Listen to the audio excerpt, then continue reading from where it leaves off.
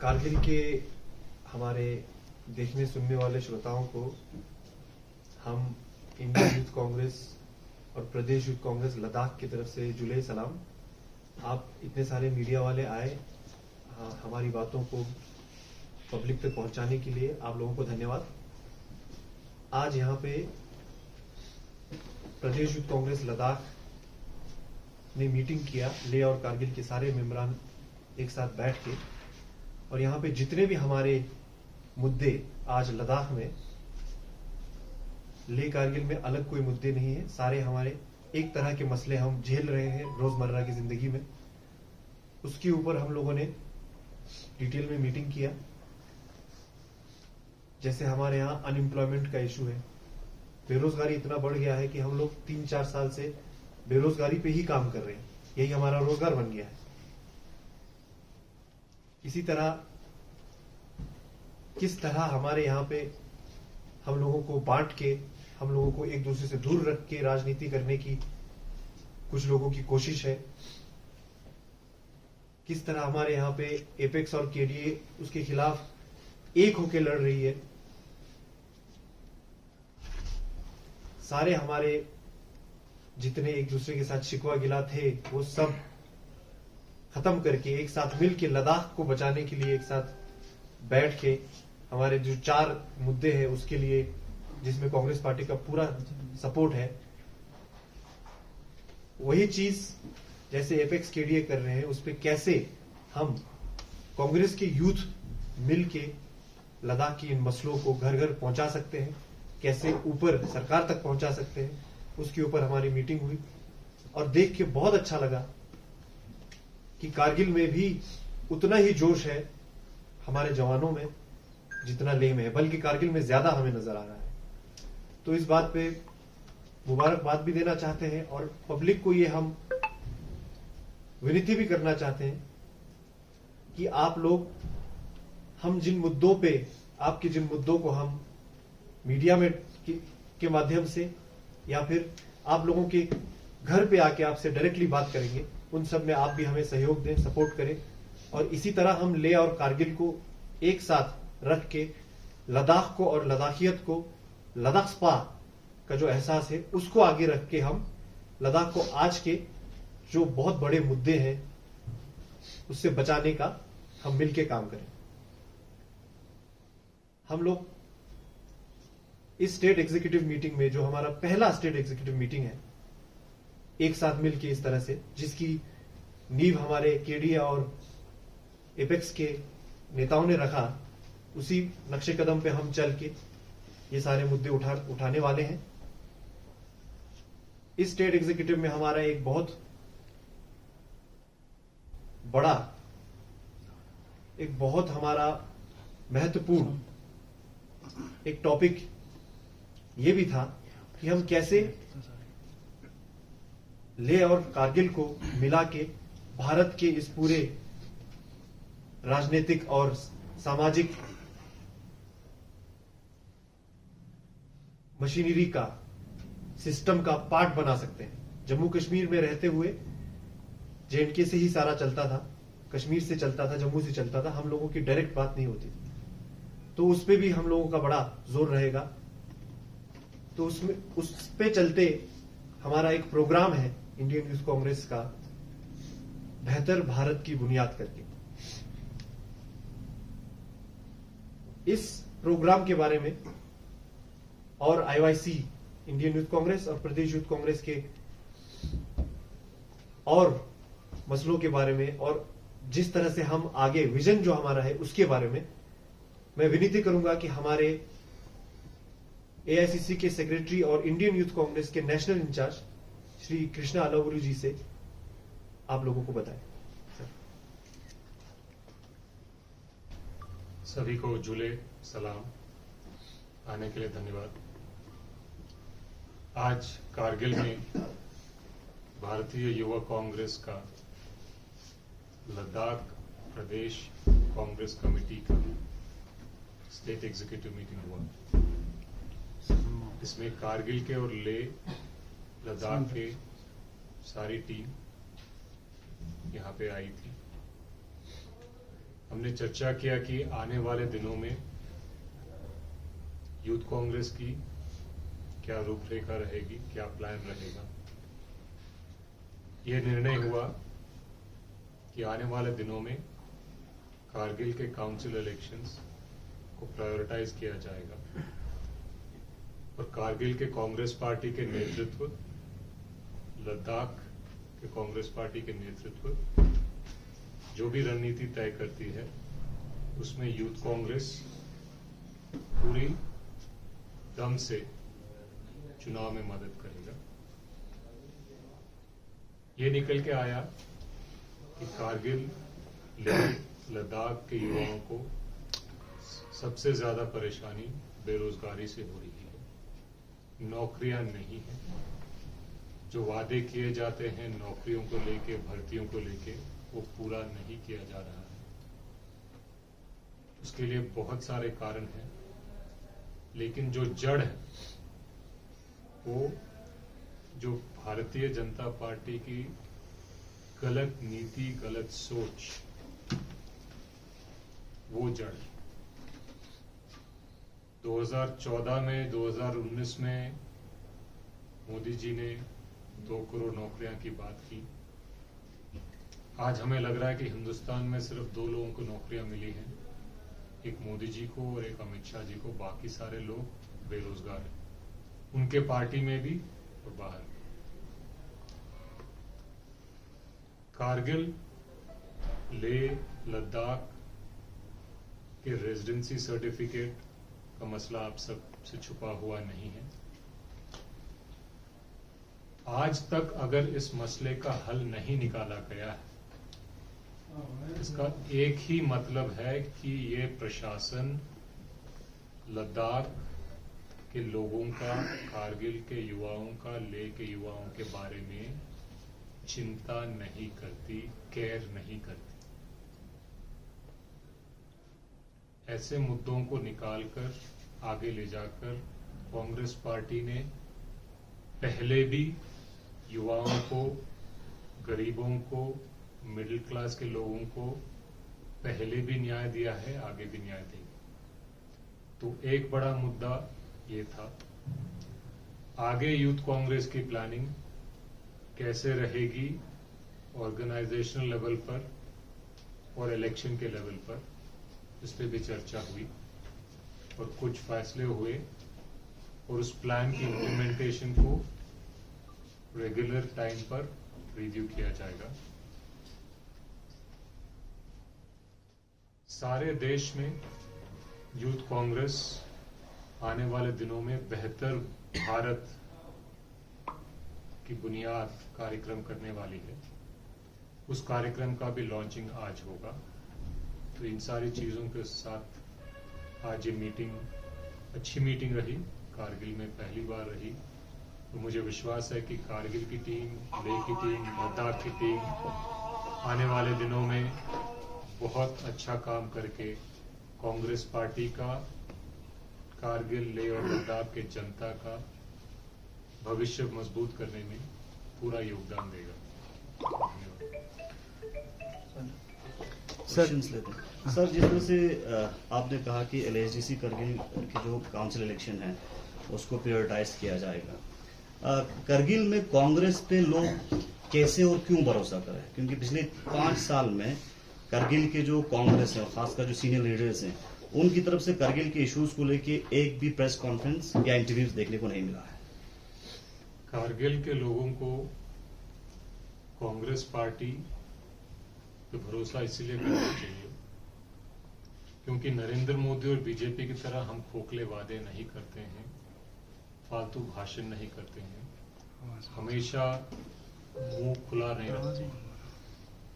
Congress party के नेता, Congress party की परंपरा ये रही है कि जब भी हम सरकार में आते हैं, हमारी कोशिश रहती है कि हम कारगिल हो या लेह हो या लद्दाख हो या भारत का कोई भी इलाका, वहां पे जो वायदे करते हैं वो हम पूरा करते हैं। उदाहरण के लिए कर्नाटक में कांग्रेस पार्टी ने कहा कि हम चुनाव जीतते हैं तो ये 5 गारंटियां हैं जो हम लागू करेंगे।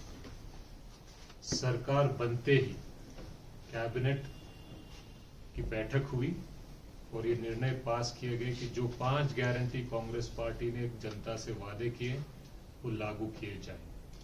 तो कांग्रेस पार्टी की परंपरा बोलने में कम है और करने में ज्यादा है। इसीलिए कारगिल की जनता को हम पे विश्वास है और रहेगा। सर, अपोजिशन का रोल कहीं नजर नहीं आया सर कारगिल में। अगर हमारे यहाँ पे बीजेपी के से इलेक्ट हुए लद्दाख के एमपी साहब आके आप लोगों के मुंह पे आकर झूठ बोल के जाते हैं,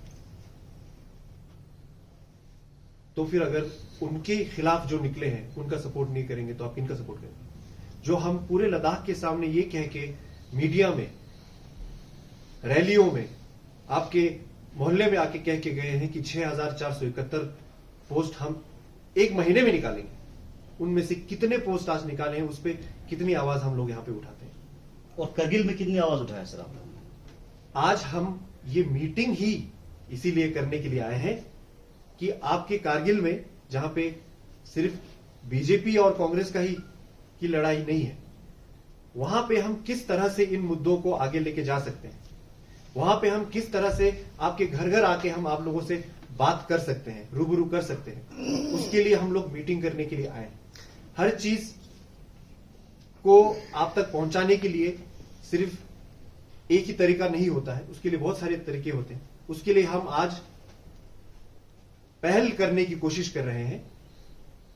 उसके लिए हम आप लोगों की भी सपोर्ट चाहते हैं। आप लोगों से, आप हमारे बुजुर्ग हैं, आप हमारे भाई हैं, बहन हैं, आप लोगों से हम ये उम्मीद करते हैं कि आप लोग हमें गाइडेंस देंगे, एनकरेज करेंगे कि हम जब हमारे यहां पे जम्मू के नेता हमारे बीजेपी के लोगों के साथ आके बहुत कुछ बोल के जा रहे हैं तो उनको जवाब तो हमें देना पड़ेगा।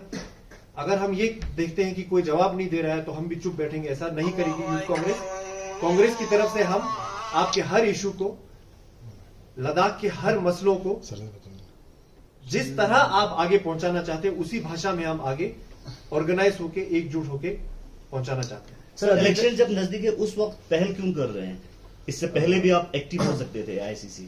मैं आपके पहले सवाल का जवाब देना चाहता हूं। जिस तरह आपने कहा कि कांग्रेस के कोई नेता नहीं बोल रहे, मैं इससे सहमत नहीं हूं, क्योंकि ऐसा नहीं, बिल्कुल नहीं बोला। जब बिल्कुल नहीं बोला, कारगिल की बात कर रहे हैं। नसीर मुंशी जी ने इससे पहले जब राशन कार्ड का इशू हुआ था, जहां पे बहुत सारे हमारे 4th क्लास लेबर को बहुत सारे का एक्सक्लूजन हुआ था, उस पर एक इंटरव्यू दिया था। उससे पहले हमारे यूथ के प्रेसिडेंट यूसुफ जी, जो हमारे ज्ञान विहार यूनिवर्सिटी में जो डिग्री को लेके इश्यूज था, स्टूडेंट इश्यूज थे, उनको लेके एलजी साहब तक गए थे, प्रेस कॉन्फ्रेंस भी हुआ था।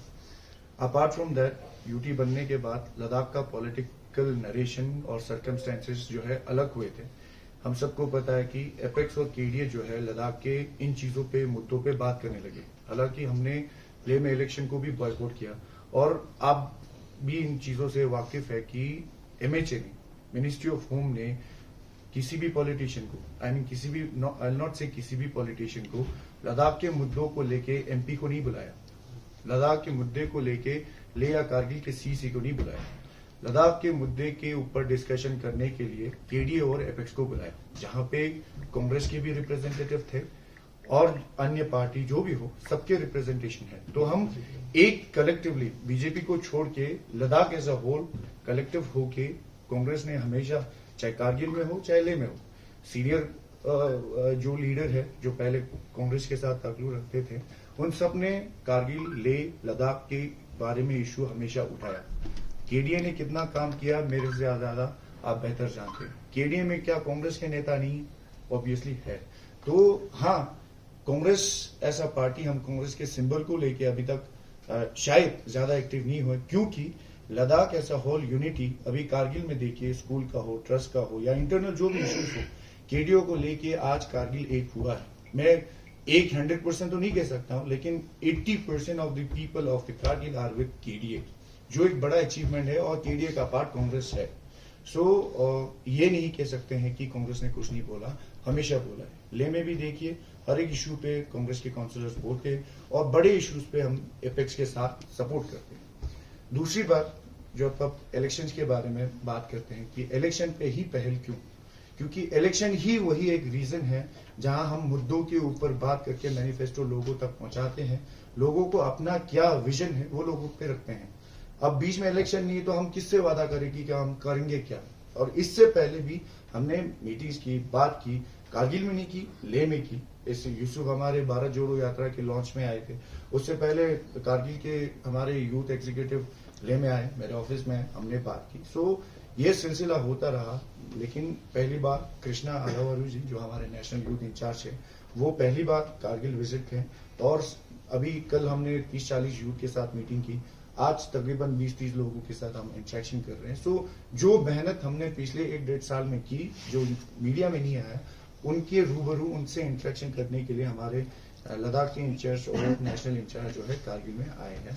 Thank you very much. Sir, अभी तक यूथ को लेके बात हो रहे थे, अनएम्प्लॉयड को लेके बात हो रहे थे, और इश्यूज जितने भी खत्े लद्दाख में, चाहे डिस्ट्रिक्ट कारगिल हो, लेह में आप बात कर रहे थे। अब 2 महत्वपूर्ण इलेक्शन काफी नजदीक है सर अपकमिंग। एक सबसे इंपॉर्टेंट लद्दाख में जो है LHDC इलेक्शंस को माना जाता है, उसके बाद तो अपकमिंग लोकसभा इलेक्शंस होंगे।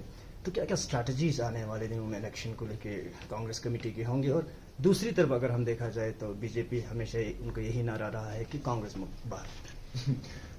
जिस तरह आपने कहा कांग्रेस मुक्त भारत बीजेपी चाहते हैं, हकीकत ये हो गया कि साउथ इंडिया से बीजेपी मुक्त साउथ इंडिया हो चुका है, और उम्मीद करते हैं जल्दी नॉर्थ से भी गायब हो जाएंगे। काउंसिल के इलेक्शन महत्वपूर्ण है, अनएम्प्लॉयमेंट स्ट्रेटेजीज है जो अभी तो हम रिवील नहीं करेंगे, बट एक चीज है जिसपे आप सबको सोचना पड़ेगा। लेह एक ऐसा जगह है जहां पे 2 गवर्नमेंट है, लेह में बीजेपी है, कारगिल में एनसी है। दोनों गवर्नमेंट, एनसी ऐसा ऑपोजिशन भी लद्दाख में देखा जा सकते हैं, लेकिन काउंसिल के पास जो पावर थे वो खत्म हो गए। डिस्ट्रिक्ट सर्विस सिलेक्शन बोर्ड डिफंग पड़ा हुआ है जब से यूडी मिला। नॉन लैप्सेबल अकाउंट खत्म किया गया दोनों में, दोनों काउंसिल में, ठीक है सर। सो इन चीजों पे अब कौन मुद्दा उठाएगा? बीइंग एन ऑपोजिशन हमने हमेशा लेह के लिए नहीं, कारगिल के लिए नहीं, लद्दाख को ध्यान में रखे हमेशा इन चीजों पे सवाल उठाए हैं, ऑब्जेक्शन की है। बट जो गवर्नमेंट में है दोनों, इन चीजों पे सवाल नहीं हो सकता। सो थोड़ा सा मैं जोड़ना चाहूंगा, बीजेपी का सोच कांग्रेस मुक्त भारत हो सकता है, हमें उसमें कोई दिलचस्पी नहीं। हमारी सोच क्या है?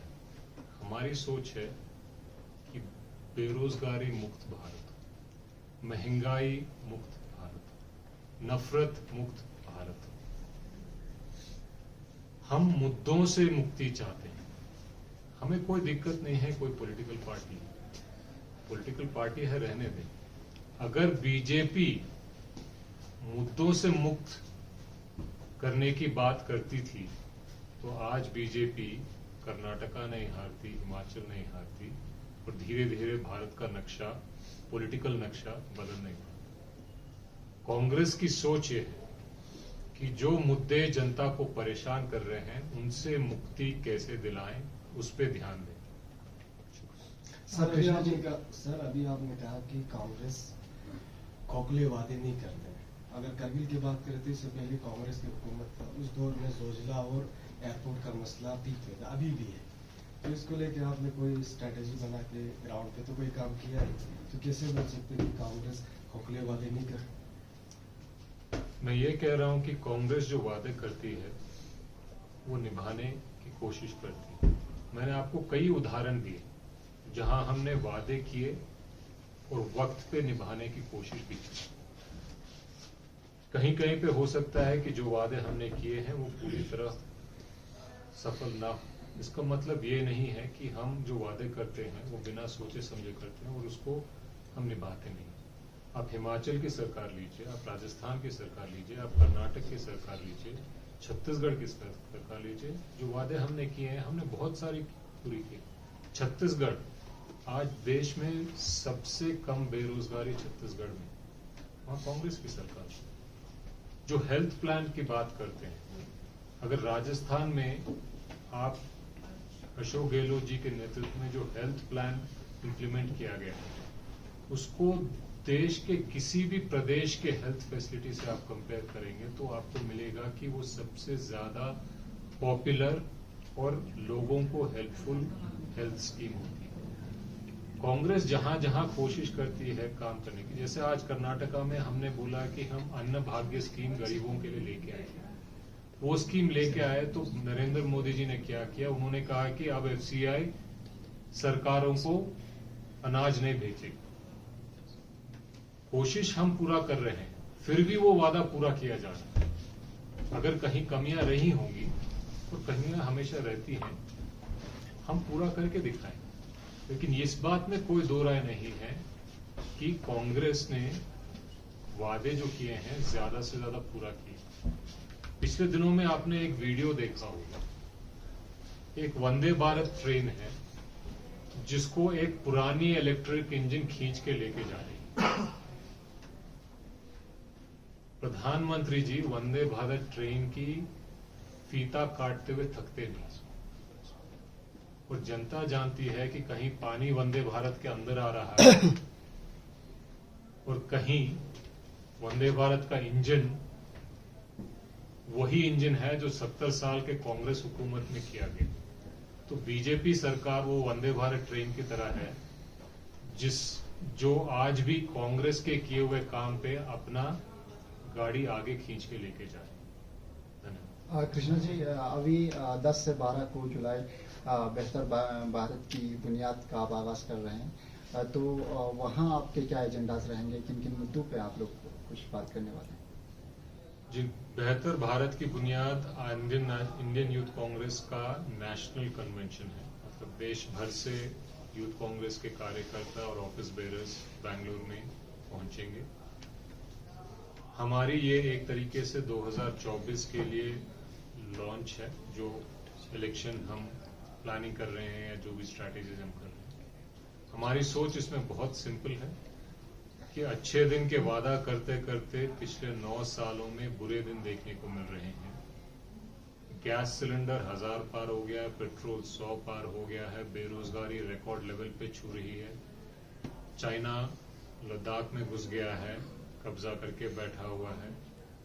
तो हमें लगता है कि अभी भारतीय युवाओं से उनकी क्या एस्पिरेशंस हैं, उनका इंडिया के लिए क्या विजन है, वो समझकर उस पे एक बेहतर भारत का एजेंडा निकाल के उसको हम 2024 के लिए इंडिया के यूथ के सामने पेश करना चाहते हैं। सर, जो भारत जोड़ो यात्रा हुआ था सर, उसमें लद्दाख को इग्नोर किया गया, क्योंकि सर लद्दाख जो है एक बहुत इंपॉर्टेंट पार्ट है हिंदुस्तान का। उसके बावजूद भी सर राहुल गांधी जी सिर्फ कश्मीर तक आए सर, तो इस पे आप लोगों का क्या कहना है?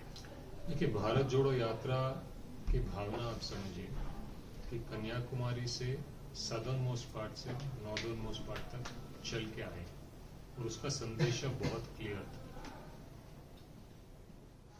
कि बीजेपी भारत को डिवाइड एंड रूल करना चाहती है और कांग्रेस इंडिया को यूनाइट एंड रूल करना चाहती है। बहुत सारे ऐसे स्टेट्स थे जिसमें यात्रा जा नहीं पाई। नॉर्थ ईस्ट के स्टेट्स ले लो, बंगाल के ले लो, बिहार ले लो, उड़ीसा ले लो, छत्तीसगढ़ ले लो, गुजरात ले लो, मगर हर जगह कांग्रेस पार्टी ने लोकल यूनिट्स के द्वारा यात्रा करके एक्टिविटीज करके भारत जोड़ो यात्रा का संदेश पहुंचाया। नंबर 2, भारत जोड़ो यात्रा शुरू हुई है, लेकिन वो जो प्रयास है वो जारी है, वो खत्म नहीं हुई। आने वाले दिनों में कांग्रेस पार्टी भारत जोड़ो यात्रा के अलग अलग एक्टिविटीज अलग अलग स्टेट्स में जारी रखेगी, क्योंकि हमारा क्लियर मानना है कि भारत को आगे ले जाने के लिए एक ही नारा है, भारत जोड़ो। सर, क्या आने वाले LHDC करगिल के इलेक्शन में AICC नेशनल कॉन्फ्रेंस के साथ कोलेशन कर सकता है? कारगिल में काउंसिल में क्या रणनीति होगी, वो कारगिल की सीनियर कांग्रेस की लीडरशिप, लद्दाख की सीनियर कांग्रेस की लीडरशिप AICC से मिलजुल कर तय करेंगे। उसमें मेरा कोई ज्यादा इन्वॉल्वमेंट नहीं है। क्या एडवाइस रहेगा सर आपका? मेरा कोई एडवाइस नहीं है उसमें। जो भी लीडरशिप तय करेगी, एज यूथ कांग्रेस हम उस रणनीति को कैसे मजबूती से इम्प्लीमेंट करेंगे, उस पर हमारा फोकस रहेगा। हमारे भारत जोड़ो यात्रा में हम लद्दाख से जाके राहुल गांधी से मिले थे, क्योंकि उस वक्त आप लोगों ने सबने न्यूज में देखा होगा कि भारत जोड़ो यात्रा में राहुल जी गाड़ी में नहीं चढ़ रहे थे, पूरा पैदल चल रहे थे। हमारे यहाँ पे गाड़ी नहीं पहुंच पाती, इंसान कैसे आता? उस टाइम पे सर्दियां चल रही थी, बंद होता है। हमने रिक्वेस्ट किया उनको जाके, और गर्मियों में हम भारत जोड़ो को लद्दाख में लाने के ऊपर हम काम कर रहे हैं। इतने बड़े नेता आएंगे, इतना आसान तो है नहीं कि आके सड़कों पे घूमने लग जाएंगे, उसको पूरा प्रोग्राम बनाना पड़ेगा, उस पर हमारा काम चल रहा है। एक दूसरा, आप लोगों ने कांग्रेस ने क्या किया, जोजिला, ये सब के बारे में पूछा। हम सब जानते हैं कि हिमाचल की तरफ से चाहे रोहतांग टनल हो, चाहे इस तरफ से जोजिला टनल हो, किसके वक्त पे शुरू हुआ है, किसने आइडिया वो किया है, किसने इनोग्रेट किया, हम सब जानते हैं। कॉन्सेप्चुअलाइज किसने किया है, जरूरत है ये किसने बोला है, बुनियाद किसने रखा है। बीच में सरकार बदल गई और सिर्फ नाम बदलते हैं वहां पे। शर्म की बात यहां तक है कि आपके रोहतांग टनल में काम शुरू हो गया। मैंने खुद एज अ टूरिस्ट देखा था कि जर्मनी से इंजीनियर्स आके कांग्रेस के टाइम पे वहां काम चल रहा था। जैसे ही बीजेपी सरकार में, तो इनोग्रेशन का इतनी तुच्छ राजनीति, जिन्होंने इनोग्रेट किया है वो हमारे भारत की नेता है, उसको हटा के अपना नाम डालते हैं। वही यहाँ पे भी किया, कितनी बार इनोग्रेट किया इनके आने के बाद। क्या बीजेपी के आने से पहले हमारे यहाँ पे सड़क नहीं थी? हम क्या जोजिला गधों पे चढ़ के पार करते थे? क्या यहाँ पे इलेक्ट्रिसिटी नहीं थी? क्या यहाँ पे कॉलेजेस नहीं थे, यूनिवर्सिटी? उन्होंने सिर्फ वादे किए हैं, सिंधु यूनिवर्सिटी खोलेंगे, कहाँ है सिंधु यूनिवर्सिटी? मेडिकल कॉलेज खोलेंगे, कहाँ है मेडिकल कॉलेज?